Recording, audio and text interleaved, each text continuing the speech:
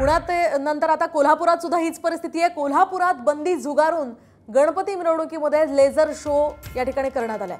Dahi Handi उत्सवावेळी laser शोमुळे अनेकांच्या डोळ्यांना खरं तर इजा झाली होती, तरी देखील कोल्हापुरात लेझर शो या ठिकाणी करण्यात आलाय।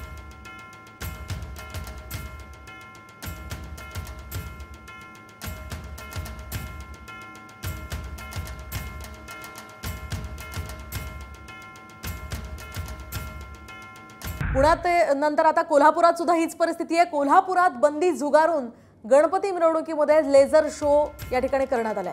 दहीहंडी उत्सवावेळी लेझर शोमुळे अनेकांच्या डोळ्यांना खरं तर इजा झाली होती, तरी देखील कोल्हापुरात लेझर शो या ठिकाणी करण्यात आलाय।